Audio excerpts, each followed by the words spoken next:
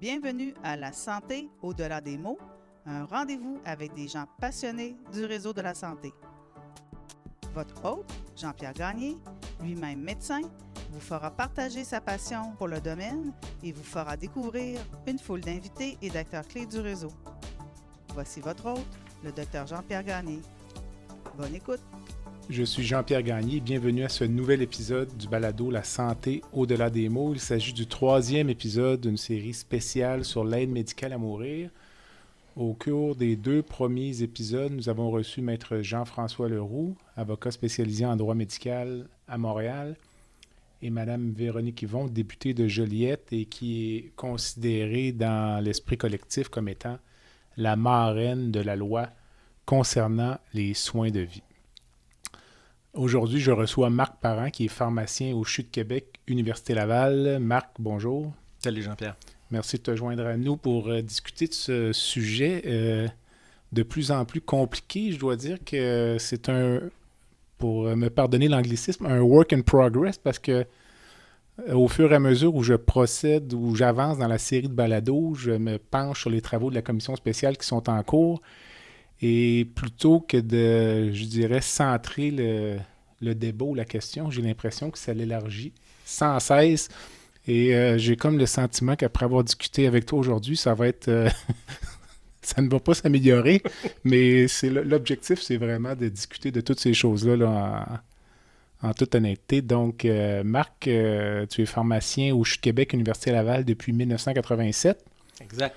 En consultant ton CV, j'ai constaté finalement que tu étais un petit peu plus vieux que je pensais. Donc, tu te gardes en forme en jouant au hockey. On joue au hockey ensemble d'ailleurs et j'espère que tu n'auras pas peur d'aller dans les coins de patinoire au cours de la prochaine heure. Je voyais que tu as contribué à l'implantation d'une équipe multidisciplinaire de soins palliatifs au CHU de Québec. Tu as enseigné au doctorat en pharmacie, tu as donné des cours sur l'aide médicale à mourir, tu as écrit des articles sur ce sujet-là. Donc, tu as un intérêt marqué pour les soins palliatifs depuis longtemps. Depuis ma formation en résidence, en fait, moi, j'ai eu la chance d'être exposé tout de suite à une pratique de pharmacien en soins palliatifs dès ma résidence. Alors, l'intérêt m'a suivi tout au long de ma carrière, en fait.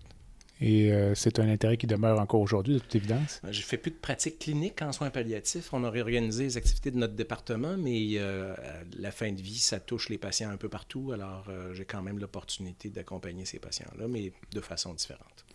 Il y a 9500 pharmaciens au Québec, disons de peut-être 75 à 80 % en pratique communautaire.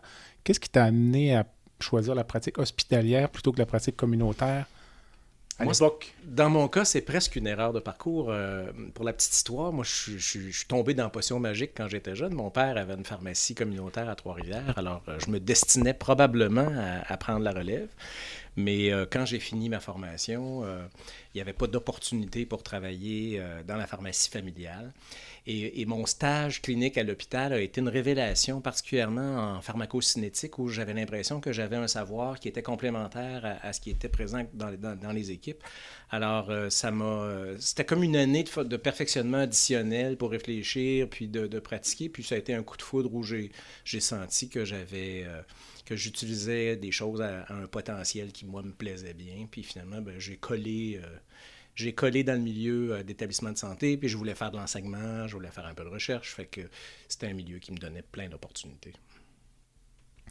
Et qu'est-ce qui t'a amené finalement à opter avant, j'aurais même pu te demander avant ça, pourquoi tu as choisi la pharmacie comme domaine d'études? Ouais, j'ai toujours été intéressé par la santé. Plus jeune, je lisais les étiquettes de tous les médicaments qui rentraient dans la pharmacie, fait que j'avais déjà cette curiosité-là. Quand il est venu le temps de faire un choix de carrière, j'ai hésité entre l'optométrie et la pharmacie. Je trouvais intéressant d'être dans le domaine de la santé, puis j'ai toujours trouvé fascinant le potentiel du médicament puis le rôle que ça pouvait jouer.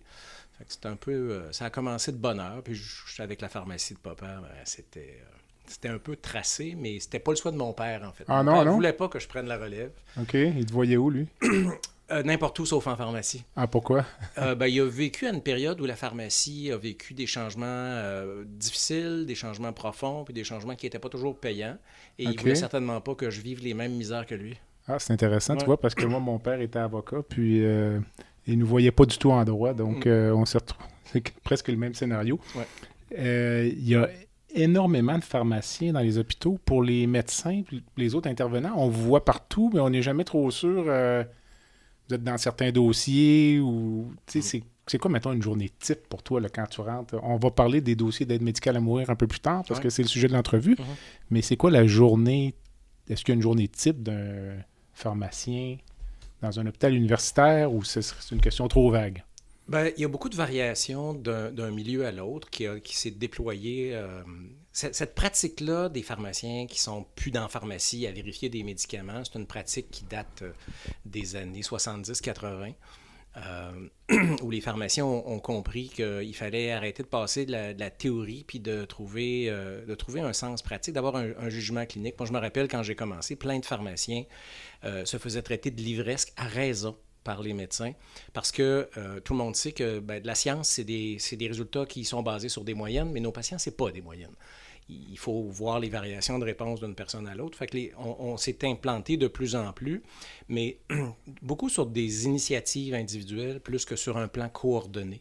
Et on a un peu appris sur le tas, ce qui fait qu'il y a de la variation. Mais une journée typique, ça dépend où on est affecté, mais ça ressemble beaucoup à la journée d'un médecin consultant, hein, où on a une cohorte de patients qui est identifiée parce qu'en général, ils utilisent soit beaucoup de médicaments ou des médicaments pour lesquels l'expertise du pharmacien est appréciée pour les bien choisir ou les bien ajuster.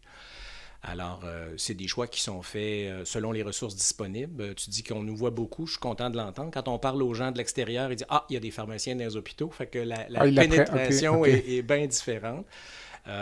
C'est peut-être à cause du milieu de travail ici, où il y a beaucoup de communication. Oui. Je pense qu'on a créé un modèle de collaboration qui est intéressant, mais tout le monde n'est pas rendu au même niveau.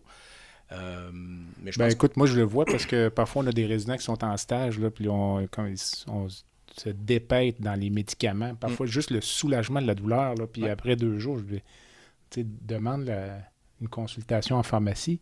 C'est leur spécialité. Oui, exact. Puis ça décharge l'équipe traitante, ça améliore les soins aux patients, mais c'est pas un réflexe qui est partout, qui est installé partout, pas dans tous les hôpitaux, non, c'est ça. Fait que je pense qu'on a un modèle qu'on a développé ici qui est intéressant puis qui correspond à un partage d'expertise qui profite à tout le monde.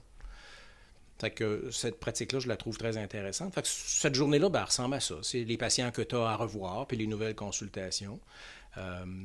Et aussi identifier, des fois, à partir de la pharmacie, on voit des prescriptions qui ont l'air un peu bizarres. Fait qu'on les réfère au collègue qui est affecté à l'étage pour qu'on le revoie, justement à la lumière d'informations qui sont plus individuelles, pas juste des paramètres de moyenne, en disant comment ça se fait que cette prescription-là sort de la moyenne.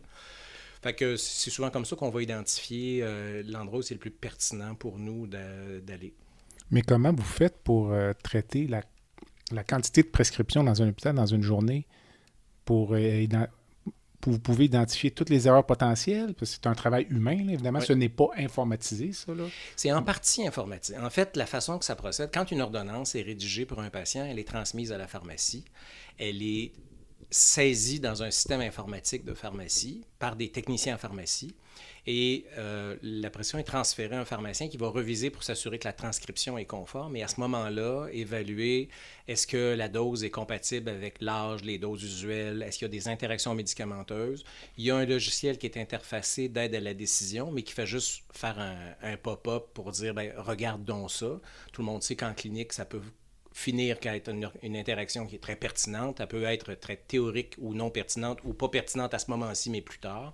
Fait que c'est un peu ce qu'on essaye de faire, de le transférer au pharmacien qu'on appelle le clinicien de l'étage pour intégrer cette notion-là de quelque chose qui a popé et de le prendre en charge. Puis si c'est une préoccupation que le pharmacien a à la pharmacie, que ça peut être dangereux d'emblée, mais on va clarifier, contacter le médecin, puis on va essayer de clarifier à partir des informations disponibles directement au téléphone. Fait que ce tri-là se fait comme ça.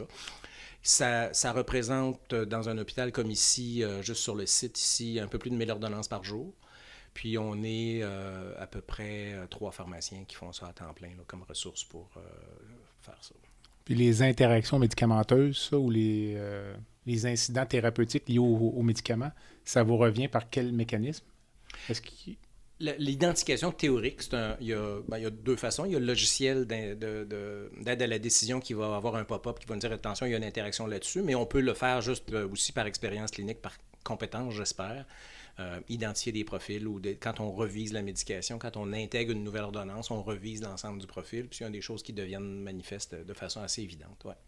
Est-ce qu'il y a des sources de frustration dans ton travail de pharmacien en 2021 ou avec tout ce que tu me dis, c'est extraordinaire? Puis, Est-ce qu'il y a des milieux parfaits? Bien sûr qu'il y a des sources de frustration. Tu sais, je te décrivais un peu comment est-ce que ça a été déployé, mais ça s'est fait à l'huile de bras sur une base locale. Puis je pense que le médicament est tellement important comme outil thérapeutique, coûte tellement cher, qu'il n'y ait pas de vision organisée au point de vue provincial pour une prestation de soins pharmaceutiques à la grandeur de la province standardisée. Pour moi, c'est un non-sens en 2021.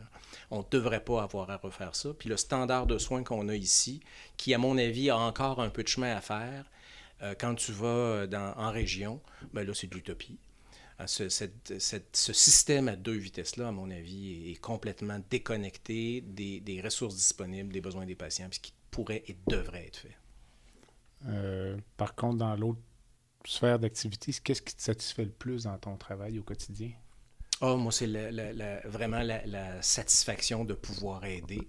J'ai l'impression. J'ai toujours essayé d'avoir une valeur ajoutée, puis cette valeur ajoutée-là, ben, on devrait, au terme de la journée, avoir aidé du monde, d'avoir contribué à ce que des patients aient mieux. Est-ce que tous les pharmaciens font du travail clinique ici à Saint-François-d'Assise ou il y a des gens qui sont plus attitrés au laboratoire qui aiment moins faire de laitage? Il y a probablement des différences interindividuelles, comme il y a des différences entre les différentes spécialités médicales. Hein. Oui. Il y a des pharmaciens qui ne font pas de clinique, le laboratoire, en fait, là, les ordonnances, ça représente pour un pharmacien d'hôpital à peu près 20% au maximum de son travail. Mais certains ont plus des tâches administratives, la gestion de protocoles, le travail avec le comité de pharmaco. Aussi bizarre que ça puisse paraître, les approvisionnements peuvent être complexes avec les ruptures d'approvisionnement qu'on a depuis plusieurs années en Amérique et même dans le monde occidental. C'est inouï de penser que dans le monde occidental, aujourd'hui, on est en pénurie de façon aussi importante de médicaments. Fait que c'est plein de choses connexes pour assurer la bonne utilisation du médicament qui demandent un travail clérical impressionnant. On entend parfois parler, en fait souvent, même je pense qu'à chaque année, j'ai l'impression que le problème se pose, les nouveaux médicaments qui viennent sur le marché pour des pathologies rares, puis qui font exploser les budgets de pharmacie. Est-ce que vous intervenez dans ce processus-là et à quel niveau intervenez-vous pour dire c'est pertinent ou ça ne l'est pas? Ce sont des questions délicates, là. Ce sont des questions de vie ou de mort, mais ce sont quand même des choix qu'on doit se poser dans un système public où on va... Parfois, c'est à coût de 1. Moi, j'ai entendu des histoires 1 million par patient. Là, tu es en train d'ouvrir une boîte de crabes. Non, mais on va la refermer rapidement. Grosso modo, le processus décisionnel au Québec, les demandes d'inscription à la liste, ça touche d'abord et avant tout l'INES qui fait une recommandation au ministre de la Santé, puis c'est lui l'ultime responsable de l'inscription ou non d'un médicament. Ce genre de débat-là sur la valeur d'un traitement, sur son prix, sur l'équilibre entre les deux, donc l'aspect pharmaco-économique et les aspects éthiques, sont tous débattus à l'INES. Moi, j'ai siégé là 14 ans, donc je connais bien le processus. Et c'est des débats déchirants. Et dans le cas des maladies orphelines, ben, ça découle beaucoup de recherches qui a été favorisée par le gouvernement américain avec des incitatifs. Et donc, il y a eu le développement de médicaments pour des maladies orphelines, qui est quelque chose d'extrêmement positif. Mais à des prix éhontés, parce que c'est un marché qui est moins bien réglementé, parce qu'il y a peu de malades pour amortir le coût de la recherche et du développement. Moi, je pense quand même qu'il pourrait y avoir une bonne amélioration de la qualité de la recherche là-dessus. C'est pas parce qu'une maladie est orpheline qu'une étude de 45 patients, c'est suffisant, puis c'est pas parce qu'il y en a 45 patients dans le monde, il y en a plus que ça, notamment. Alors, on a des qualités de preuves qui pourraient être améliorées pour justifier une utilisation adéquate, éthique, mais le questionnement sur les coûts de ces thérapies-là demeure des enjeux de société extrêmement importants. J'ai une question peut-être un peu délicate, là, donc tu as le droit de ne pas la traiter là, si ça te met en conflit d'intérêt quelconque, mais pour ce qui est des vaccins de la COVID, il a été évoqué assez rapidement en début de pandémie d'annuler les brevets des compagnies. Mm-hmm. Donc, pour rendre les vaccins disponibles à plus bas prix, évidemment, du point de vue purement industriel, ça ne fait aucun sens parce que ce sont des compagnies qui investissent de l'argent pour développer leurs produits, puis on menace de leur retirer la source de revenus. Là. Toi qui es près de ça, quand tu as entendu parler de ça, ta réaction, c'était quoi? Ça va créer une espèce de crise dans l'industrie pharmaceutique ou ça a bien du bon sens parce que c'est la COVID puis il faut que tout le monde fasse son effort? Écoute, c'est une excellente question. Je pense que la réponse définitive, on ne l'aura pas parce qu'on ne sait pas finalement le prix net qu'on paye. Puis quand je dis prix net, c'est important parce que ce n'est pas nécessairement le prix facturé, mais il y a aussi toutes les subventions qui ont été mobilisées pour supporter le développement par l'industrie pharmaceutique. Puis tout ce qui a été investi en recherche, point, où on a mobilisé de façon extraordinaire, dans le cas de la pandémie, le talent de nos chercheurs qui ont eu du financement pour plein d'affaires. Est-ce qu'il y a un effort à faire pour tout le monde? On a entendu des prix, dépendamment des fabricants et du type de vaccin, qui varient entre 5 et 35 $ de la dose. Alors déjà, entre ces deux prix-là, il y a un écart extrêmement important. Dans la mesure où les efforts de recherche ont été subventionnés de façon prépondérante par des capitaux publics, la notion du brevet me semble prendre un sens assez différent. Donc, je pense que la réponse définitive, c'est beaucoup la proportion de l'investissement qui est véritablement un investissement privé, par opposition au financement, au crédit d'impôt pour la recherche et ces choses-là, pour connaître quel est, dans le fond, là, le vrai risque qui a été pris par l'industrie pharmaceutique dans ce contexte-là. Puis je n'ai pas l'information pour y répondre, mais c'est un peu comme ça que je m'orienterais.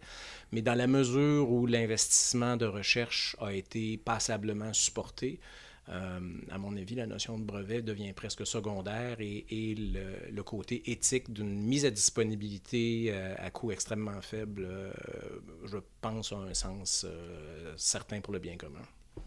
Dans le même dossier, ce n'est pas une entrevue sur la COVID, mais moi, entre guillemets, les deux bras m'ont tombé quand j'ai appris que le Canada n'avait aucune capacité de production de vaccins contre la COVID-19. Ta réaction face à ça, toi, on s'est fait prendre les culottes baissées ou c'était correct parce qu'on a des partenaires commerciaux qui peuvent nous aider? Probablement que la réponse varierait selon le moment où on se pose la question dans la pandémie de COVID.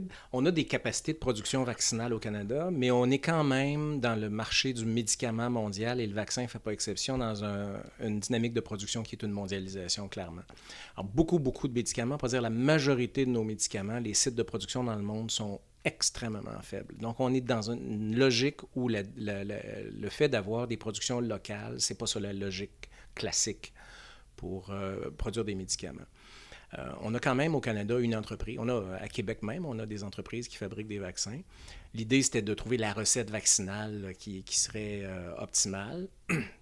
Alors, quelle devrait être notre stratégie? Medicago à Québec, pour ne pas les nommer, oui, a eu de l'argent, pas un énorme montant par rapport à d'autres groupes pour faire de la recherche. Ils sont partis de toute évidence un peu en retard. On a bien hâte d'avoir les résultats. Et peut-être qu'avec Medicago, on aura une autosuffisance avec une recette nouvelle canadienne. Moderna a annoncé qu'elle aurait un partenariat avec le gouvernement fédéral pour avoir une facilité. Donc, on s'enligne vers une capacité de production, en tout cas. C'est sûr que ce qui est inquiétant, c'est de voir des pays producteurs qui se sont servis les premiers avant de partager avec les autres. Dans un contexte d'épidémie mondiale, tout le monde doit comprendre que quand un pays est vacciné puis que l'autre ne l'est pas, le problème va venir du pays non vacciné parce que ça circule au travers de la planète. On l'a vu à une vitesse folle. Donc, il faut avoir cette conscience mondiale-là. Dans le même ordre d'idée, avant de passer à un autre sujet, l'annonce du développement ou de la construction d'usines pour des vaccins contre la COVID, ces usines-là vont être disponibles dans un certain temps. Est-ce que c'est trop peu, trop tard ou finalement... D'un point de vue mondial, on est en retard. D'un point de vue local, on est relativement bien garni pour l'instant. OK, parfait. Donc, il y a un peu de politique là-dedans, là, mais on n'entrera pas là-dedans, là, à moins que tu aies vraiment beaucoup de temps. C'est bien.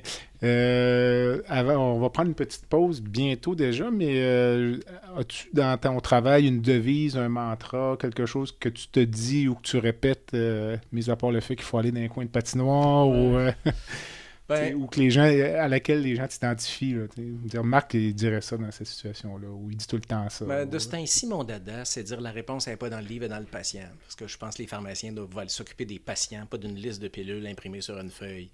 Fait que ce que je te dis depuis plusieurs années à mes étudiants, c'est la réponse est dans le patient. C'est drôle parce qu'on enseigne un peu ça à nos résidents parfois aussi, là, qui sont en début de formation parfois, puis... il nous dresse le portrait du patient, puis le patient ne va pas bien parce que il a fait de la fièvre hier, il y a des globules blancs dans le sang qui sont augmentés, donc témoignant potentiellement d'un signe d'infection. Puis ils vont nous citer 3-4 paramètres paracliniques, puis on va voir le patient, puis on regarde son visage, puis on dit non, il va bien ton patient, tu sais. Puis c'est sûr que c'est pas nécessairement un préjugé, mais souvent on disait, mettons, quand tu allais voir une dame, puis tu arrives, puis généralement, si elles sont coiffées, maquillées, puis ont pris le temps de mettre du rouge à lèvres, c'est un signe en général que ça va quand même plutôt bien que plutôt mal dans bien des cas, ou parfois simplement demander au patient comment vous vous sentez. Là, vous sentez-vous mieux qu'hier au moins? Donc, ça rejoint un peu. Absolument. Ça rejoint un peu ce que tu disais. Ouais. Avant d'aller à la pause, j'ai envie de te demander, tu as quand même une longue carrière derrière toi, le plus beau souvenir de ta carrière de pharmacien hospitalier. J'ai pas de souvenirs feu d'artifice, mais j'ai beaucoup de beaux souvenirs. Mais je pense que le souvenir qui n'est pas un moment, mais un état, c'est... moi, j'ai commencé ma carrière où, comme pharmacien, je te le disais, on passait comme des gens très livresques. Et donc, on avait une présomption d'incompétence clinique. Puis je te dis que c'était pas non fondé. Puis à un moment donné, j'ai réalisé, puis on le vit, je pense, ici, où un pharmacien qui arrive n'a pas à faire la preuve individuelle de sa compétence, mais tombe dans une dynamique de présomption de compétence. Et ça, c'est un game changer, je pense, pour une profession, puis pour le genre de compétences qu'on veut mettre à profit dans une équipe de soins. Mais ça a été progressif. Là. Ça, je te dis, c'est pas levé un matin. Non, c'est ça. Mais moi, tu te dis, on est rendu quelque part. Il y a quelque chose que je suis plus obligé de me battre pour faire, puis que le téléphone sonne, puis ton opinion, on pense à toi pour te poser une question. Puis c'était loin d'être le cas au début. C'était du snobisme de la part des médecins ou c'est... Je pense que c'est un mix très honnête de... Les attentes qu'on avait envers le médecin étaient « tu vas t'occuper de mon patient de A à Z ». Puis l'explosion des connaissances dans les 40 dernières années, nos textbooks ont toutes doublé d'épaisseur, puis tout s'est fragmenté parce que la science s'est complexifiée. Puis de pharmaciens qui n'étaient pas préparés pour être des cliniciens, mais qui sont partis il n'y a pas tellement longtemps, d'artisans préparateurs de médicaments à des cliniciens pour le gérer. Donc la profession se redéfinissait. Il y en a qui, au sein même de la profession, n'avaient pas une perception très claire, évidemment, avec les générations qui se succédaient. Fait qu'il fallait qu'il y ait une vision suffisamment mature en pharmacie pour offrir ça de façon reconnue. Puis aussi une évolution, la médecine a évolué vers une ouverture interdisciplinaire exceptionnelle dans les 20 dernières années aussi. Alors, moi je dis depuis longtemps, la santé, c'est plus que jamais un sport d'équipe. Un sport d'équipe, c'est respecter la job de chaque joueur. Hein. Ton goaler, tes défenseurs, tes joueurs d'avant. Si le goaler veut monter au net pour scorer un but, on va avoir un problème tout à l'heure. Puis ça se pourrait qu'on se fasse scorer. Hein? Effectivement. Fait que je pense que c'est ça l'enjeu. C'est un sport d'équipe, puis il faut apprendre à jouer en équipe. Mais est-ce que ça, c'est en partie peut-être dû au fait qu'à l'époque, on avait l'image des pharmaciens propriétaires en communauté qui vendaient des cigarettes? Je ne sais pas, c'était comme on voyait le pharmacien plus comme un homme d'affaires que comme un professionnel de la santé. Absolument. À plusieurs égards. Donc. Il y a plusieurs choses qui ont coloré. Ça en est une, effectivement. Puis le conflit potentiel entre le pharmacien commerçant et le professionnel de la santé peut plomber l'image des pharmaciens, tout à fait. Mais en fait, le sentiment que j'ai, c'est que le pharmacien propriétaire aujourd'hui, puis toi, c'est deux bébites différentes. Est-ce que je me trompe? Puis je ne juge pas un par rapport à l'autre. C'est deux modèles complètement différents. C'est deux modèles différents. Le modèle de rémunération est différent. Le modèle d'organisation est différent. Moi, je pense qu'il y a une progression. Il y a certainement un décalage, en tout cas, où on a eu l'opportunité, pour différentes raisons, d'être plus des cliniciens dans les établissements de santé. Les changements, on a eu quand même 3 changements majeurs de la loi qui régit l'exercice de la pharmacie depuis 2002. 3 changements de loi, c'est énorme. Et ça donne des options, des possibilités. Puis je pense qu'il y a une attente. Hein. La pratique qu'on a en établissement, particulièrement dans les établissements universitaires, les étudiants en pharmacie sont exposés à ce qu'on fait comme travail. Ils sont exposés aux étudiants en médecine. Ils développent des relations sur une base différente. Je pense que tranquillement, ça change des attentes. Et ça change des attentes qui se reproduisent aussi à l'extérieur des établissements. Mais les étudiants en pharmacie que tu reçois se destinent à une pratique hospitalière ou ils vont tous venir? Les deux. On a des étudiants qui sont au doctorat de premier cycle en pharmacie, donc qui vont faire le choix de leur carrière après, ou 80% vont aller à peu près dans une pharmacie communautaire. Et on a nos résidents en pharmacie, qui sont en fait des étudiants inscrits à la maîtrise en pharmacothérapie avancée, qui est un diplôme requis pour pratiquer en établissement de santé. Fait qu'on a donc 2 niveaux d'étudiants dans nos stages. Sans rentrer dans les détails, tu parlais des 3 changements législatifs des 20 dernières années. C'est Si tu pouvais nous résumer, est-ce que ça se résume en Il y a quelques minutes? Il y a eu le projet de loi 90 qui a amendé la loi de pharmacie en 2002, qui a amené les ordonnances collectives, une possibilité d'ajuster à l'intérieur de certains paramètres extrêmement restreints des médicaments, donc qui venait confirmer un peu et donner un peu plus d'autonomie aux pharmaciens pour répondre aux demandes de consultation qui lui étaient adressées. Il y a eu une révision par la suite avec le projet de loi 41 et le projet de loi 31 pendant la COVID, où le pharmacien est devenu un prescripteur autonome, peut demander des analyses pour suivre les médicaments, pour faire du diagnostic parce qu'on n'est pas bon là-dedans. Mais donc, des outils qui fait que les compétences de base qu'on a, on n'a pas besoin de... Quand quelqu'un nous demande en consultation, il y a un chirurgien d'ailleurs qui m'avait déjà dit un jour, il dit « Rappelle-moi pas pour me demander si la suggestion que tu fais est bonne, si je t'ai demandé en consultation, c'est parce que je ne sais pas la réponse. » OK. Fait que j'ai trouvé ça intéressant. Parce que justement, l'idée, c'est que si un pharmacien, il engage 100% de sa responsabilité, puis il met 100% de son cœur, ses tripes, puis surtout ses compétences dans la recommandation qu'il fait, qu'il peut assumer. Donc, c'est un peu ce changement-là qui est venu colorer les moyens qu'on peut déployer pour rendre notre expertise applicable. C'est bon. Alors, écoute, ça met la table pour la portion centrale de notre entrevue. Donc, on prend une pause de quelques instants, puis on revient avec Marc Parent, qui est pharmacien au CHU de Québec, Université Laval. Le podcast La santé au-delà des mots est une présentation du groupe conseil Beauchamp, Beaulieu, Dessureau, Toupin de la financière Banque nationale Gestion de patrimoine. Comme nous croyons que la santé financière fait partie de la santé globale, nous sommes heureux de nous joindre au Dr Jean-Pierre Gagné pour vous souhaiter une bonne saison de la santé au-delà des mots. Tu veux lancer ton propre podcast, mais tu ne sais pas comment t'y prendre? Pas de problème. Mouton Marketing peut t'accompagner de la conception au lancement.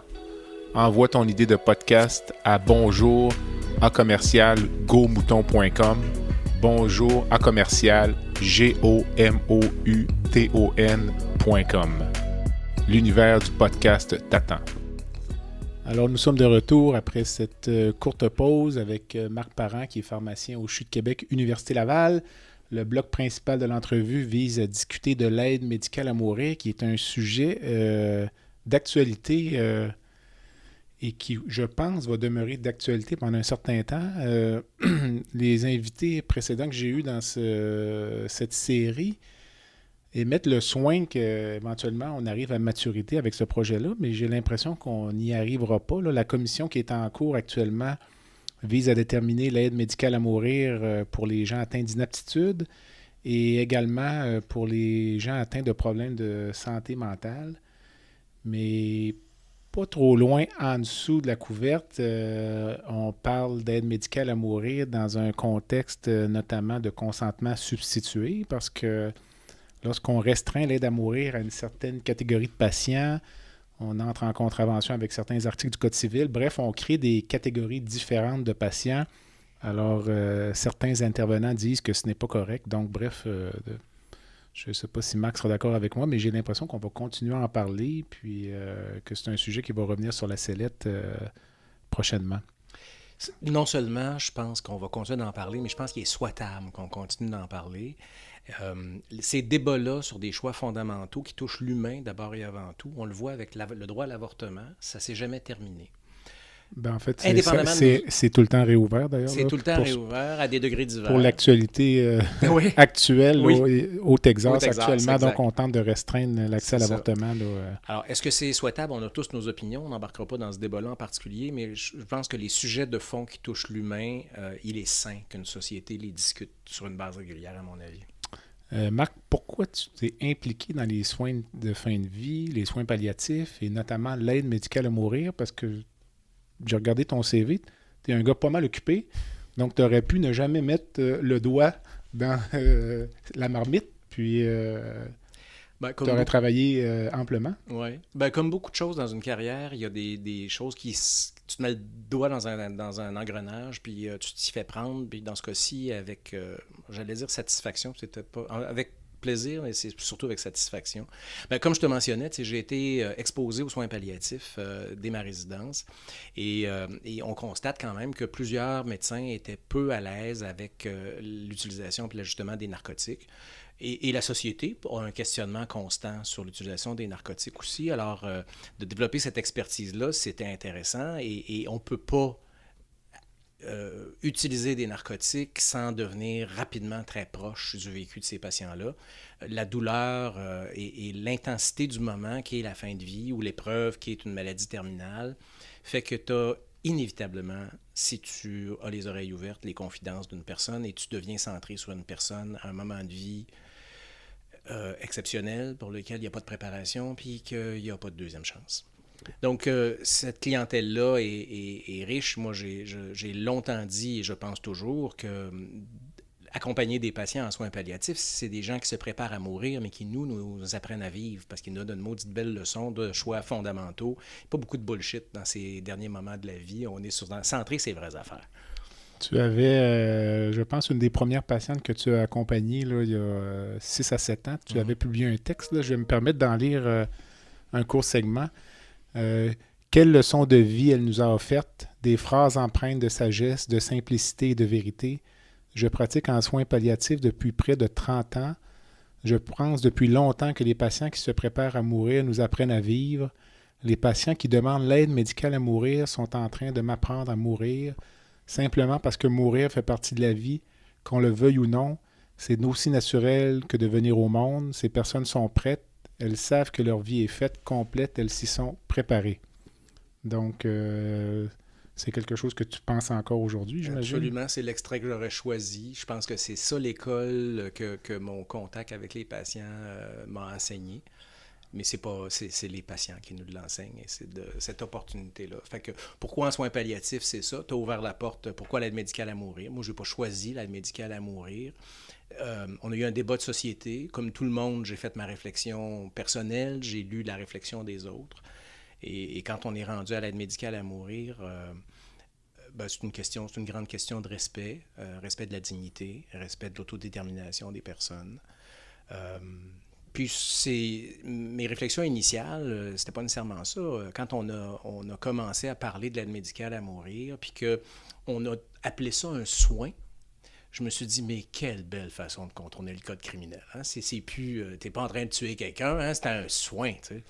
Et je me disais, c'est presque pas correct. OK. Mais pourquoi? Parce que je trouvais qu'on déguisait potentiellement un meurtre ou on essayait de faire un évitement au code criminel. Ça, c'est tes premières impressions? C'était ou dans c'est mes premières impressions, au avant début, même. En 2010, disons.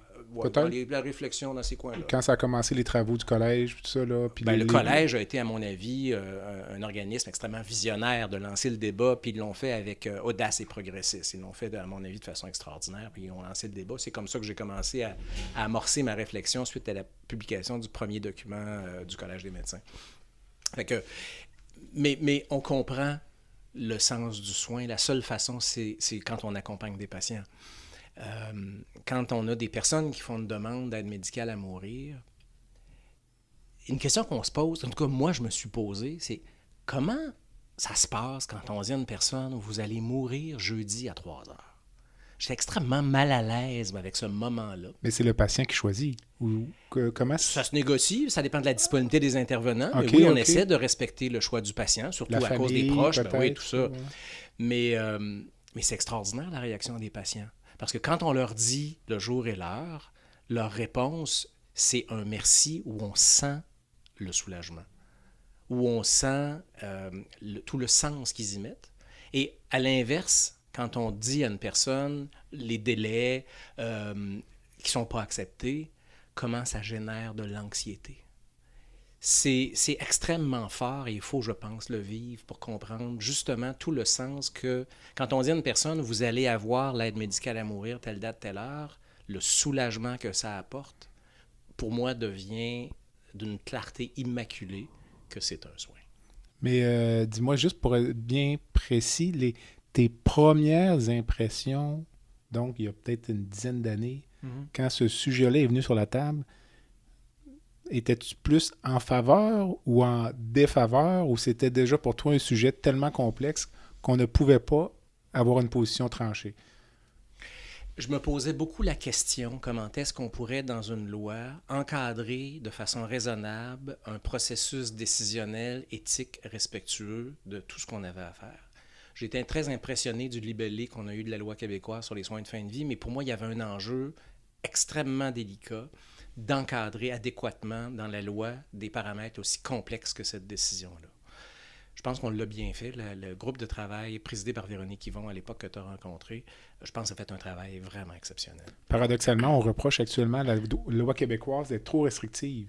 Oui, il y avait... Donc, parce que le code criminel, puis finalement, est plus permissif, entre guillemets. Donc, il y a effectivement... le code criminel a changé. Il faut mentionner par après. Donc, la loi était permissive à l'époque et ça supporte encore la question que tu posais tantôt. Est-ce qu'on va en parler encore dans quelques années? Bien, on en parle aujourd'hui parce qu'il y avait des jours. Alors, bien fait ne voulait pas dire que ça peut être perfectible.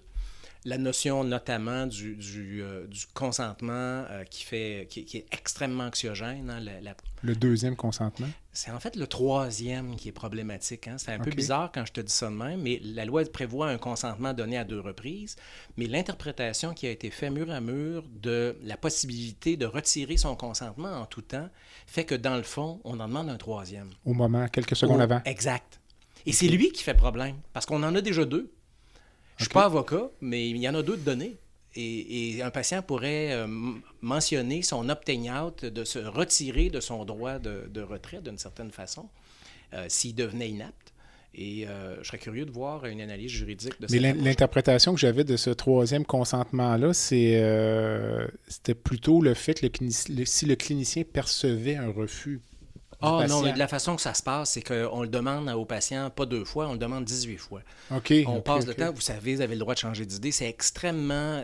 C'est presque pas du harcèlement, mais... En tout cas, ça se veut du respect, puis je pense qu'on le fait de façon respectueuse, mais ce que je veux dire, c'est qu'on le fait plus que pas assez. Donc, cette possibilité de se retirer en tout temps et que ce soit fondamentalement le respect de la décision validée au fil du temps, ça teinte profondément le processus. OK. Toi, tu ferais quoi pour améliorer ça? Mais quand on voit que c'est... puis ça va ouvrir la porte sur toutes les clientèles nouvelles qu'on veut apporter. C'est quand la volonté du patient, elle est claire, elle est bien exprimée, je pense qu'il faut le respecter à partir de ce moment-là puis de continuer. Évidemment qu'il y en a qui ont le droit de changer d'idée, ils pourront toujours le faire et il faut toujours que cette porte-là soit ouverte tant qu'ils sont aptes. Là, la portion des patients inaptes, ça va être un autre chapitre. Non, on va se reparler dans un an. OK, on va se reprendre plus tard. Ouais. Fait que donc, je pense qu'une fois que le consentement est donné, parce qu'il faut encore une fois voir comment est-ce que c'est anxiogène la possibilité de ne pas recevoir le soin pour une personne dans la période d'attente. Moi, j'ai eu un patient qui avait demandé l'aide médicale à mourir, qui a été accepté pour l'aide médicale à mourir, qui était souffrant et qui avait tellement peur de perdre son aptitude de dire oui jusqu'à la dernière minute qu'il a arrêté de prendre ses analgésiques et qui a fait un délirium. Moi, je l'ai vécu, là. Mais ça, c'est encore soulevé en commission parlementaire, mais à ma connaissance, actuellement, ce critère-là a été retiré à cause de ce qu'on appelle la clause d'Audrey. Donc, le deuxième consentement... Là, je ne parle pas d'un patient qui a une maladie neurodégénérative, mais un patient qui a une mort attendue. Ouais. Le critère du deuxième consentement, tu me corrigeras, n'est plus nécessaire dans le moment. Là. Le collège s'est prononcé là-dessus. Le deuxième consentement, oui, c'est la perte de capacité par la suite. Donc, actuellement, un patient n'a pas à craindre de ne pas recevoir l'aide médicale à mourir parce qu'il devient inapte. Ouais. C'est le contexte actuel. Oui. Parce que c'est encore soulevé en commission parlementaire, compte tenu que c'est encore dans la loi, c'est la compréhension qu'il y en est. Oui. Donc, ça va devoir être modifié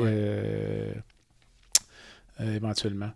Je voulais te parler un peu peut-être des risques de dérapage, parce qu'on entend dérapage, pente glissante, on entend toutes sortes de choses. Absolument. Finalement.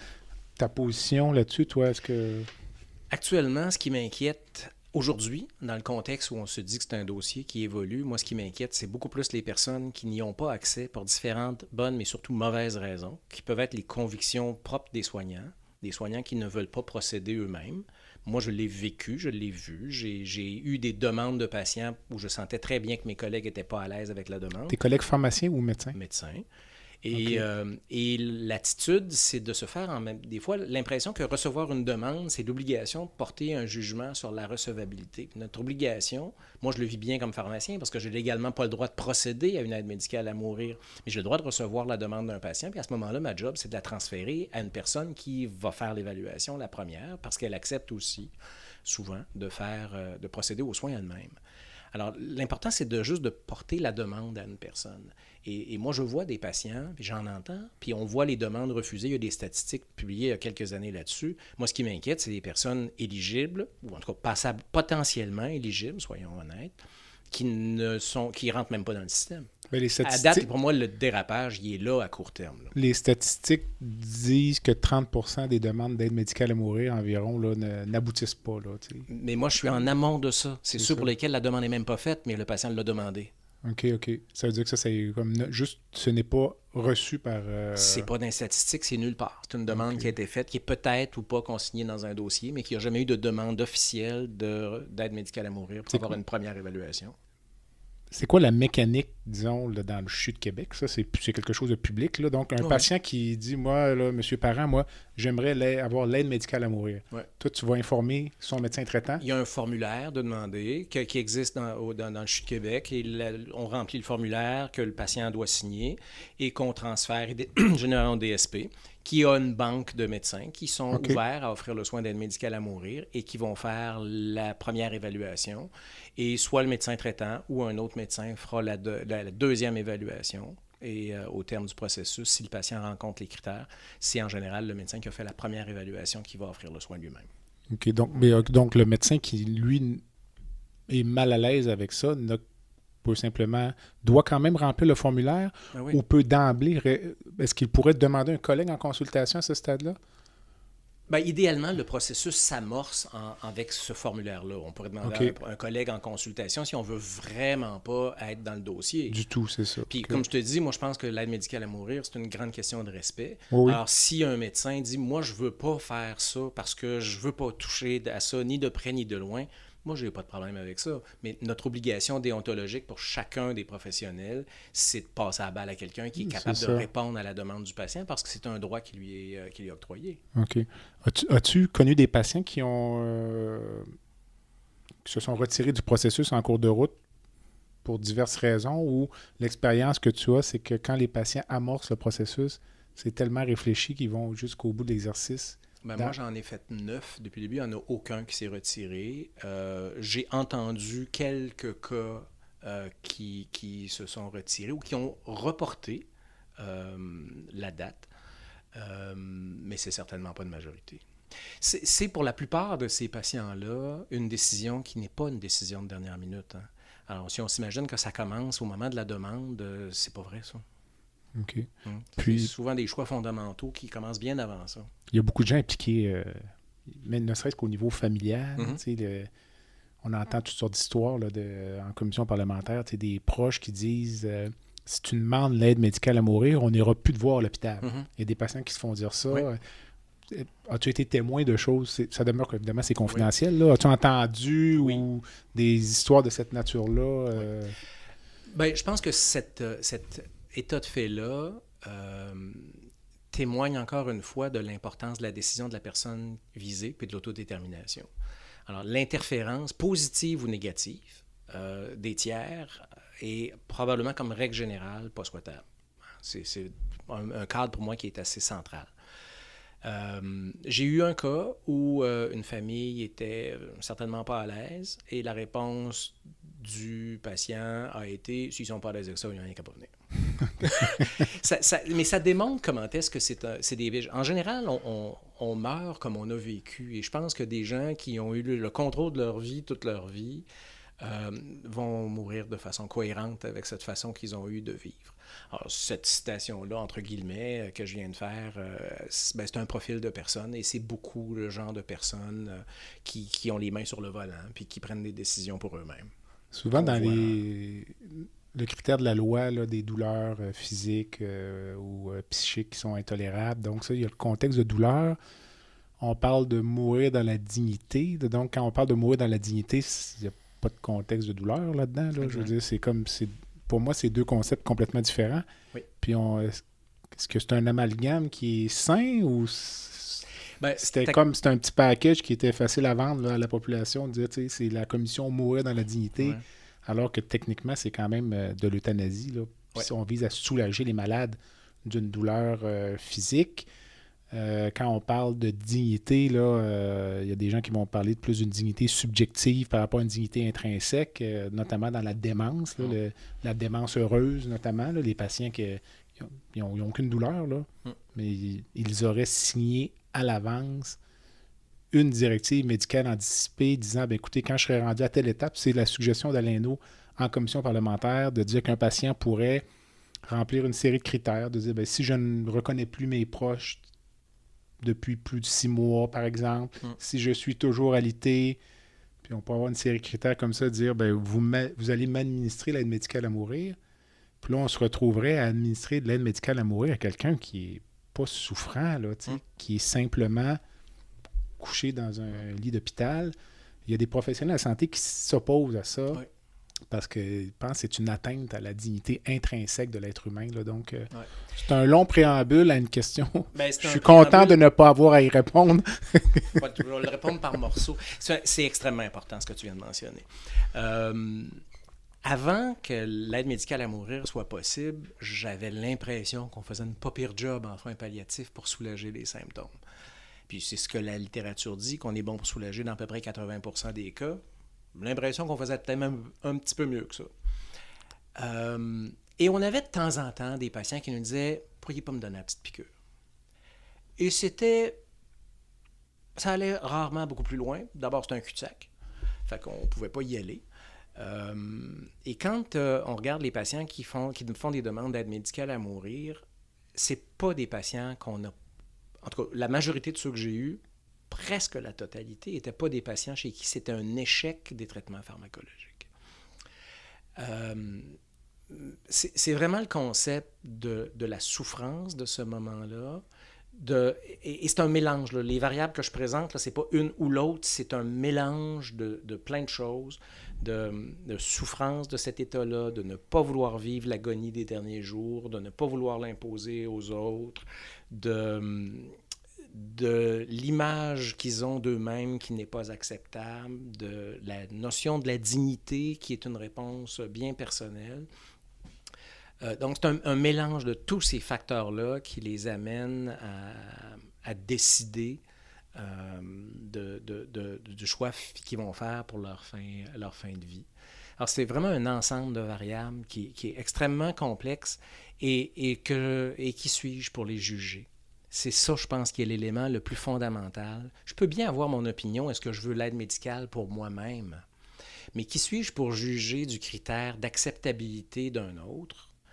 Même la douleur, aussi prétentieusement qu'on peut prétendre d'évaluer la douleur et de la traiter puis de trouver une dose proportionnelle à cette douleur-là, la douleur, il y a une seule personne qui la sent, c'est la personne qui la subit. C'est jamais le soignant.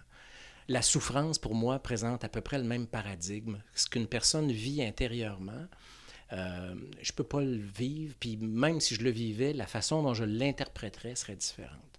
Fait que quand je parle de respect, pour moi, c'est de faire confiance à la personne humaine qui vit cette expérience humaine qui sera la dernière ou une des dernières. C'est vraiment une question de respect qui me semble extrêmement fondamentale.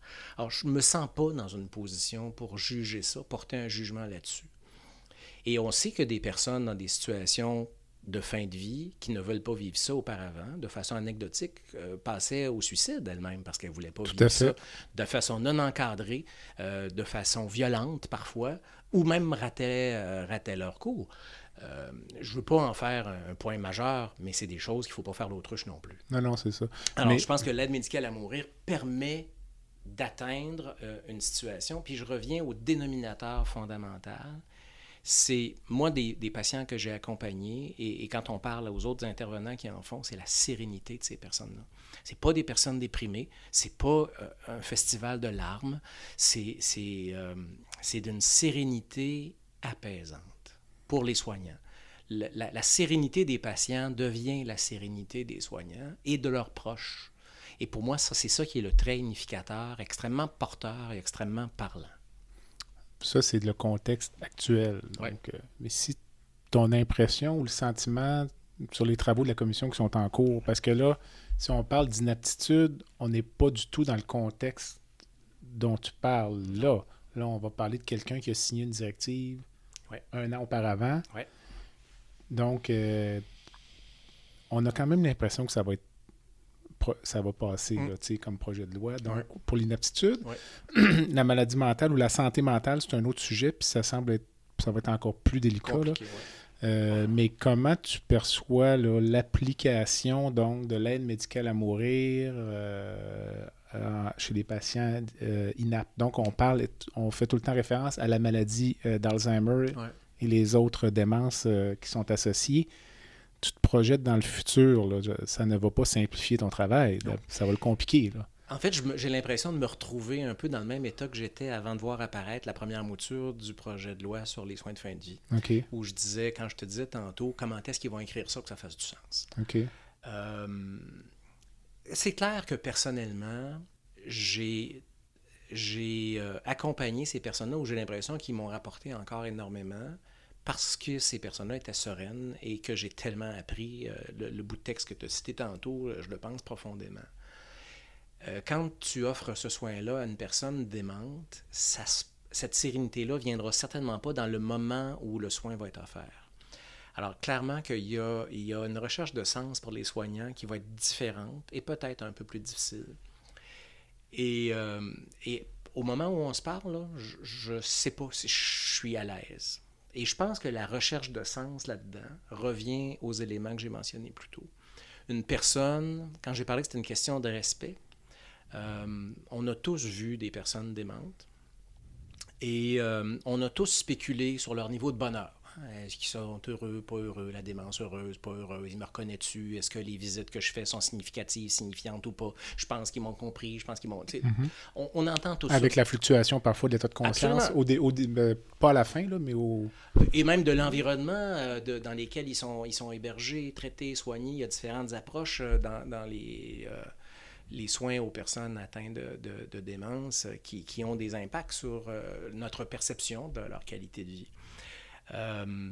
Alors, les personnes prennent la décision en disant, pour moi, ce n'est pas une situation digne que de finir mes jours avec toutes les étapes de perte d'autonomie qui sont propres aux démences, dont celle d'Alzheimer. Donc, c'est avec cette impression-là que les personnes prennent la décision que ce n'est plus acceptable pour elles. Et donc, je pense que comme soignant, il faudra se rattacher au processus qui aurait été encadré dans lequel la décision va avoir été prise lorsque la personne est apte. Avec la conviction, il faudra qu'on ait la conviction profonde que nous sommes en profond respect de la volonté de la personne. Pour moi, c'est là que ça va faire du sens uniquement. Ce qui va être délicat, c'est que j'aurais, je pense, espéré dans un monde idéal que la personne qui participe au cheminement décisionnel de la personne et qui voit consacrer sa décision soit celui qui offre le soin. Parce que ça va faire du sens. Ça va faire du sens parce que tu l'auras accompagné au moment où elle était apte. Par exemple, le médecin de famille. Par exemple. Est-ce que c'est réaliste dans notre système de santé? C'est un autre enjeu, pour différentes raisons. Mais ça me semblerait être porteur, parce que tu es dans un esprit de continuité et de respect, d'accompagnement d'une personne sur un horizon de temps qui n'est pas celui qu'on a actuellement. On va se projeter encore un peu plus loin, parce que c'est sur la table à dessein. L'aide médicale à mourir via un consentement substitué. Donc, soit pour les enfants ou, encore une fois, pour les patients inaptes, mais chez qui l'aide médicale à mourir n'aurait jamais été à l'agenda. Puis la famille arrive, puis dit, comme dans n'importe quel... Le Code civil le prévoit, donc on proposerait ou la famille demanderait l'aide médicale à mourir, puis la famille dirait, effectivement, moi je pense que mon père aurait voulu l'aide médicale à mourir. Les médecins portent un jugement à ce moment-là. Nous, c'est notre devoir de porter un jugement sur la pertinence d'un consentement substitué. Lorsque c'est dans le meilleur intérêt du patient, on va de l'avant. Lorsque ce n'est pas dans le meilleur intérêt du patient, là, il peut y avoir une discussion, recours au tribunal ou autre. Donc, ça va être une couche de plus sur le gâteau, ça, de difficulté. Là où je voulais t'amener, c'est, puis tu l'as dit ton malaise tout à l'heure, ne serait-ce qu'avec l'inaptitude, est-ce qu'on pourrait imaginer avoir un scénario un peu comme dans les interruptions volontaires de grossesse où il y a une couche de médecins qui fait de l'aide médicale à mourir chez les patients qui ont une mort imminente? Peut-être ces médecins-là, peut-être qu'une certaine couche vont dire, ben non, moi je ne fais pas d'inaptitude. Peut-être que, pourrais-tu imaginer un scénario comme ça où tu as différentes strates de cliniciens qui ont un confort variable Ça me semble avec incontournable. les clients, Ça me qui semble sont devant, les incontournable. patients qui sont devant Ouais. eux? C'est déjà le cas d'ailleurs. Hein. Il y a plein de médecins qui accompagnent des personnes en fin de vie qui ne font pas d'aide médicale à mourir. Puis est-ce que ce sera via les personnes en fin de vie, beaucoup l'équipe des soins palliatifs, qui s'occupent des patients cancéreux, par exemple, en fin de vie? Est-ce que ce sera les mêmes médecins qui seront interpellés pour les personnes démentes? Ben, vraisemblablement, la réponse est non. Alors, il y aura probablement une réponse à géométrie variable. Moi, je pense que c'est incontournable. Ouais. Si on, mettons, pratico-pratique, toi, dans les dossiers ou les patients que tu as accompagnés, les dossiers dans lesquels tu as été impliqué, tu interviens où dans le processus comme en tant que pharmacien? Puis est-ce que ta présence est obligatoire ou toi, c'est une tâche que tu te donnes parce que tu penses que tu offres une plus-value, disons, aux patients? Ben, j'entre pas dans un dossier pour de l'aide médicale à mourir. D'ailleurs, je le ferai pas. Moi, je reste dans un dossier où mon patient demande et va recevoir une aide médicale à mourir. Donc, pour moi, je suis en continuité de l'accompagnement que j'ai déjà fait avec cette personne-là. Okay. Si on me demandait, demain matin, il y a un patient qui aimerait avoir un pharmacien pour l'aide médicale à mourir, il faudrait que j'aie l'opportunité de l'accompagner. Parce que c'est pas juste d'aller... C'est pas un acte bête, c'est un acte qui a un sens, l'aide médicale à mourir. Alors, il faudrait que ma présence ait du sens. Évidemment, si la personne la demandait, ça a déjà un sens en partant. Mais actuellement, mon expérience, c'est que j'ai accompagné mes patients. Et c'est ça qui m'a motivé à dire, ben, j'ai pas choisi de faire de l'aide médicale à mourir, c'est mes patients qui l'ont demandé. Puis je me suis dit, je suis un pharmacien, je me définis comme une nouvelle génération de pharmaciens cliniciens. Mon patient veut ça, je vais l'accompagner. La loi a des exigences envers les pharmaciens. On a des choses qui sont obligatoires, mais qui n'imposent pas ma présence. Mais moi, je demande aux patients, si vous voulez que je vous accompagne au moment du soin, je serai là. Si vous souhaitez que je ne sois pas là, pas de problème, c'est votre décision qui importe. Alors moi, c'est comme ça que j'ai géré tous les cas que j'ai eus, en disant je vais être présent, puis je m'arrange avec le médecin pour qu'on ait un partage de tâches qui soit facilitant pour tout le monde. Puis en général, ben, j'ai eu un contact avec le patient, on se parle avant.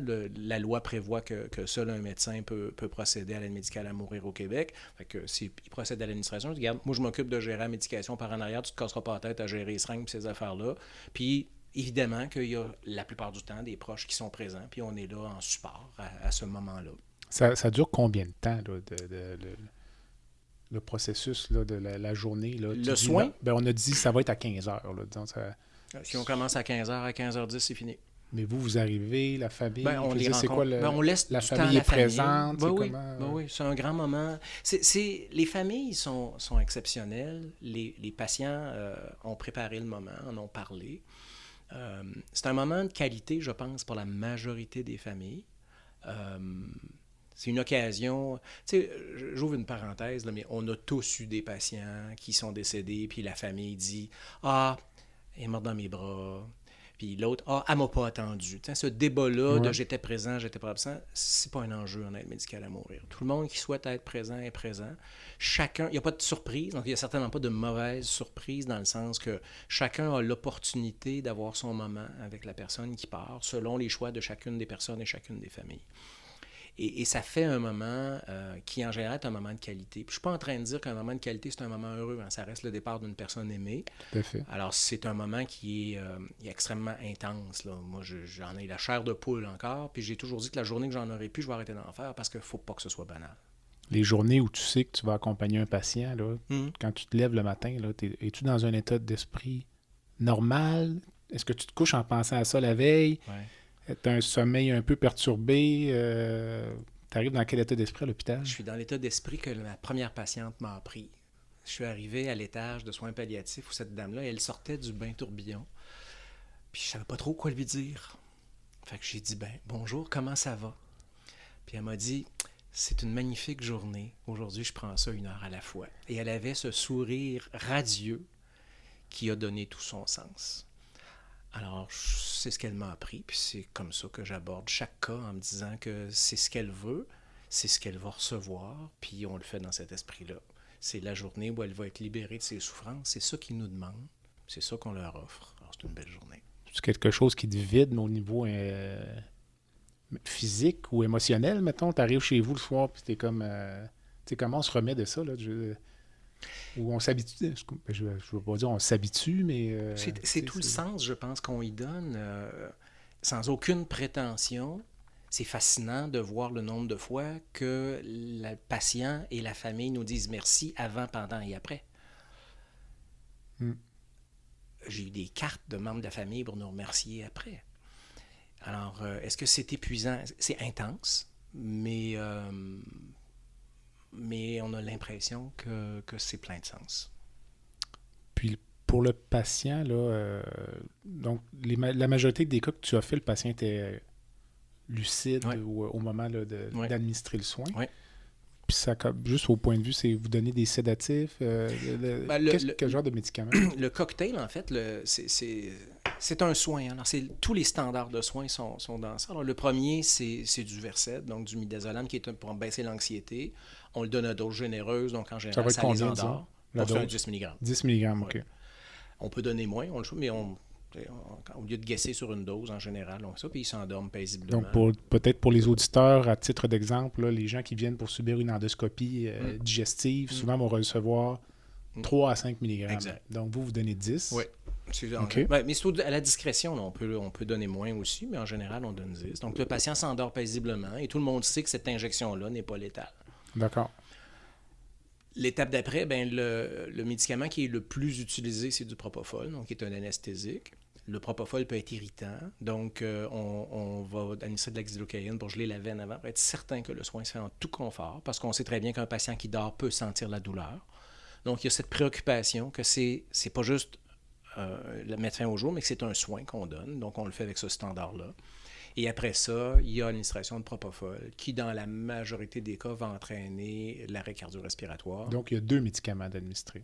3, parce qu'après ça, on rajoute un curare. OK, c'est ça. Donc, tu m'as dit Versed, propofol, curare. Exact. Donc, on va paralyser les muscles respiratoires pour être certain qu'il n'y aura pas de mauvaise surprise et qu'effectivement, le patient... Est-ce qu'il y a un ajustement, ajout de médication ou toutes les doses? C'est certain qu'il n'y a pas d'histoire, je ne dirais pas une histoire d'horreur, là, mais que... vous n'avez pas donné assez de Versed, le patient ne dort pas ou...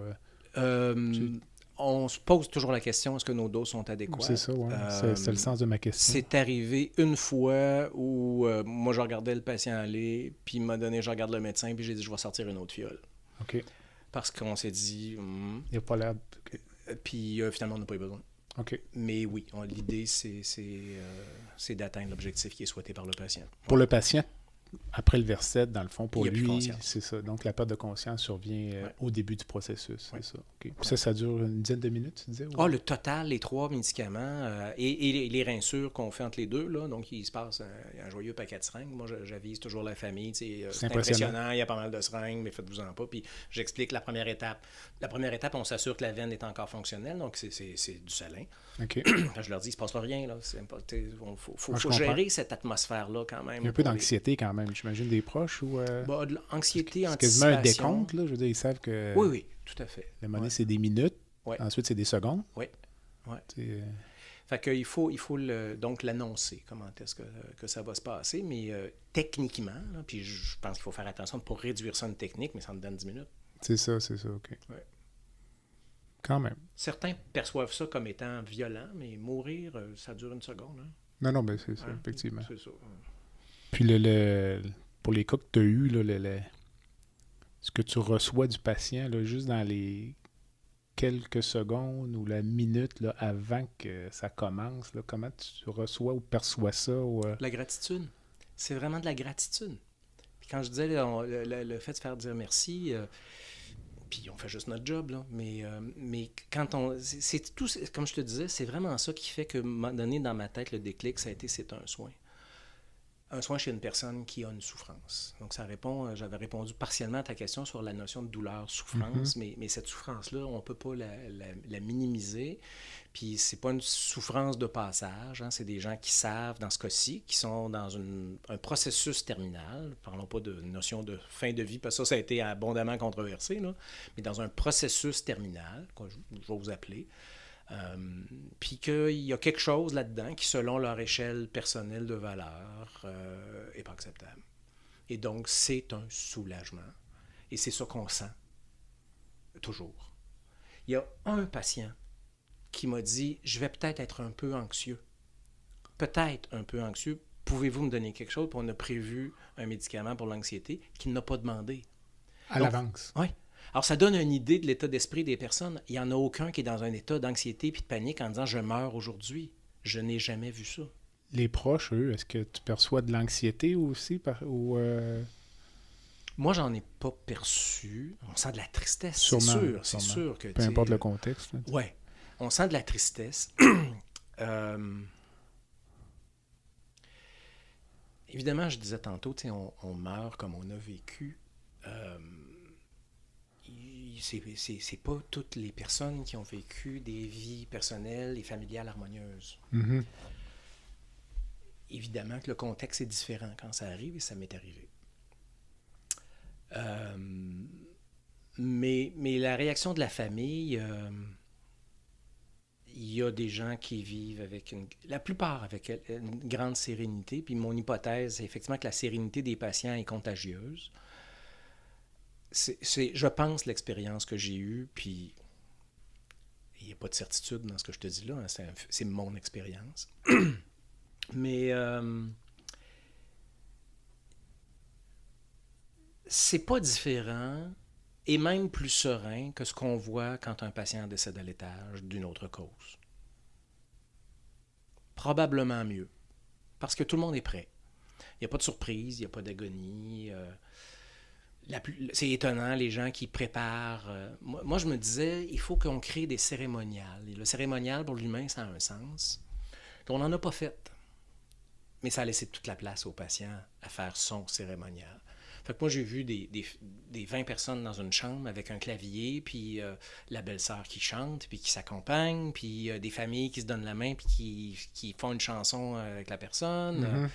Et tout ce qui vient avant aussi, les gens se font des cérémoniaux qui donnent un sens à leur vie et à leur moment. C'est parfois... ça déplace des montagnes. Mais je pense pas qu'on peut mettre en comparaison le décès d'un patient sur un étage de soins aigus. Tu disais, c'est sûr que c'est différent, mais, oui. La vérité est que la majorité beaucoup des gens qui meurent, en tout cas d'un point de vue, je parle pour ma profession, moi, quand on perd un patient, nous, c'est rarement dans un contexte palliatif. Non, exact. Nous, on perd des patients plus souvent qu'autrement pour un chirurgien en soins aigus. C'est plus souvent qu'autrement pas une catastrophe, c'est une complication chirurgicale. Souvent, ce ne sont pas des décès attendus. Là, fait que mais comparons le décès d'une personne cancéreuse en fin de vie qui meurt au bout de son histoire de vie, puis une personne qui reçoit l'aide médicale à mourir.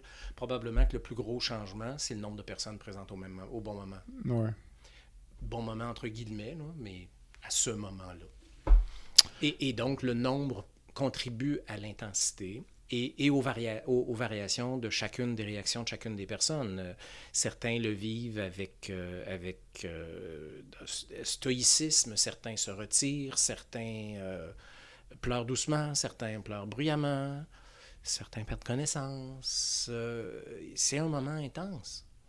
Est-ce que tes jeunes étudiants manifestent un intérêt pour s'impliquer dans l'aide médicale à mourir? À chaque fois que j'avais des étudiants avec moi et que j'accompagnais une personne pour un soin de fin de vie, j'ai toujours discuté abondamment avec les étudiants parce que c'est un moment pas banal. C'est souvent des jeunes qui ont une expérience de vie parfois limitée ou parfois avec des décès récents qui ne sont pas encore digérés. Puis je pense qu'il faut être extrêmement respectueux de nos étudiants. Mais j'ai toujours exposé au processus et certains ont demandé pour d'assister. Ben, j'ai dit, c'est pas moi qui décide, c'est le patient. OK, ouais. Alors, certains patients respectent l'intimité de la famille et certains acceptent de façon, j'ai envie de dire, je pense à une personne en particulier, là, de façon enthousiaste. Ah oui. Ouais. OK. Ouais. Donc, c'est comme dans les autres contextes de soins. Absolument. Parfois. Ouais. Merci, Marc. Ça complète un bloc très intéressant. Écoute, on aurait pu continuer encore très longtemps, là, mais on aura peut-être l'occasion de se reprendre parce que le sujet est en constante évolution. Alors, tu connais la formule de l'entrevue. On essaie de terminer ça de façon un peu plus légère. Donc, mais je vais quand même... Donc, il y a une section baguette magique à ce balado. Là, moi, je te donne une baguette magique, puis je te laisserai choisir ou changer instantanément une chose dans le système de santé. Là, on parlait d'aide médicale à mourir. Ça pourrait être dans ce dossier-là. Puis ça pourrait être dans un autre domaine. Donc, ce serait instantané. Là. Je le mettrais en application dans la seconde. Je savais que tu me poserais pour une question, puis j'en avais 3, en fait, qui me tenaient en tête. Fait que je vais prendre Le plus important. Ouais. Je pense que pour le bien du système de santé, comme je disais, que les connaissances se sont multipliées et donc la complexité a augmenté. Et il y a un péril de fragmentation, je pense, des soins qu'on fait, qu'il faut prendre conscience vite. Il faut trouver une façon d'attacher les ficelles pour qu'on aille chercher les meilleures expertises, mais qu'on ne perde pas la continuité et qu'on ne perde pas la vision globale du patient. Moi, je pense qu'en santé, c'est un enjeu important. Donc, prévenir la fragmentation des soins. Oui. On est même dépassé. Je pense qu'on a commencé la fragmentation. Fait que faut pas que ça se détériore. Par exemple, pour que ce soit clair là, pour les gens qui ne sont pas dans le... On demande l'intervention d'un surspécialiste, puis je ne prêcherai pas dans la famille des autres. Là. On peut demander à un pharmacien pour une opinion sur une interaction grave ou quelque chose comme ça, ou une dose grave. On fait un in and out, on règle, puis on s'en va. Mais est-ce que... Puis on est comme ça dans un hôpital spécialisé où il y a un chirurgien, il y a un interniste, il y a un cardiologue, il y a un néphrologue, il y a un pharmacien, il y a un nutritionniste, il y a tout ça. C'est difficile de penser qu'on va pouvoir se parler de ces cas-là, puis à un moment donné, qu'on perd les interventions de chacun, puis on peut perdre beaucoup de choses, puis on peut aussi se centrer sur les actes et les techniques qu'on fait chacun, puis à un moment donné, on oublie qu'il y a une personne en arrière de ça. Fait qu'il ne faut pas oublier, quand je disais tout à l'heure, la réponse elle est dans le patient, elle n'est pas dans son dossier. Fait qu'il faut jamais perdre l'esprit qu'on traite une personne. C'est un défi. Écoute, ça, on pourrait faire un balado complet là-dessus, je pense. On vient de s'en céduler 2 dans les 5 dernières minutes. Donc, mais OK, là, je vais reprendre la baguette magique, puis je te donnerai le loisir de rencontrer n'importe qui dans le monde, vivant ou décédé, pour prendre un café, un verre, ou après une partie de hockey, ça pourrait être une bouteille de Gatorade. Donc, moi, j'ai beaucoup d'admiration pour René Lévesque. René Lévesque, pour moi, a été une personne fondamentalement démocrate avec une vision. Puis être démocrate puis avoir une vision, c'est du vrai leadership. Fait que j'aimerais ça aller jaser du monde d'aujourd'hui, du monde d'hier, puis du monde de demain avec quelqu'un humble et démocrate et visionnaire. Puis René Lévesque, peu importe les choix politiques, indépendamment des choix politiques, c'est l'approche que cet homme-là a eue au-delà des controverses, mais j'aime un homme de conviction et démocrate. Ben écoute, Madame Yvon m'a donné la même réponse, ouais. Donc je vais essayer de vous organiser une rencontre à 3. Mais écoute, elle m'a dit presque la même chose. On dirait que tu copies ce qu'elle m'a dit, puis le fait qu'effectivement, René Lévesque aussi avait le respect des fédéralistes purs et durs. Puis ce que je disais à Mme Yvon, là, mais c'est ça, la semaine dernière, c'est ça. Ce que je vous disais la semaine dernière, c'est que les fédéralistes purs et durs respectent René Lévesque pour l'homme qu'il était. Alors, c'est tout à son honneur. Donc, M. Lévesque va être dans 2 endroits sur le site web. As-tu une cause qui te tient à cœur, une fondation que tu supportes, un organisme que tu aimerais nous présenter? Écoute, ça, c'est probablement la chose qui n'est pas cochée dans ma to-do list. Mais actuellement, je suis très, très sensible à la cause de groupes marginalisés, les Premières Nations, les itinérants, la cause de l'Aube-Rivière à Québec.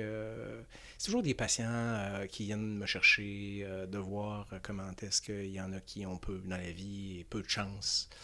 Moi, je pense que c'est une des belles qualités de notre société de pouvoir prendre soin de ces personnes-là, puis je pense qu'on peut faire mieux. Oui, probablement, effectivement. C'est déjà donc la fin de l'entrevue. Avant de nous quitter, as-tu une dernière pensée sur l'aide médicale à mourir que tu aimerais nous laisser? Moi, je pense que le mot-clé et ce qui m'anime dans ça, c'est le respect. Et qui sommes-nous pour juger les demandes des autres dans leur qualité? On est là pour les accompagner. Merci, Marc. Alors, ceci conclut mon entretien avec M. Marc Parent, qui est pharmacien au CHU de Québec, Université Laval. Cet entretien fait partie d'une série sur l'aide médicale à mourir qui est en plein développement. Je le disais en début de balado, même ma réflexion personnelle est en progression au fur et à mesure que je parle à des invités qui sont tous plus intéressants les uns que les autres.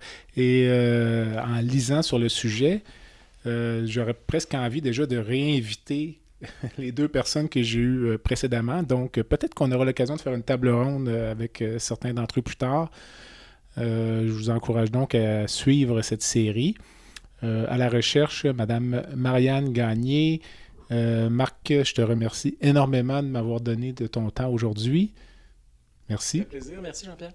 Et je vous invite donc à écouter les autres épisodes de la série, à écouter les autres épisodes du balado. Vous pouvez visiter le site web et vous y abonner. Vous pouvez m'envoyer des commentaires, suggérer les invités. Je vous invite évidemment à vous abonner au balado sur la plateforme de votre choix. Vous les trouverez toutes sur le site web. Et je fais également un appel aux commanditaires qui aimeraient supporter cette activité. En attendant, je suis Jean-Pierre Gagné et vous avez écouté La santé au-delà des mots. À bientôt.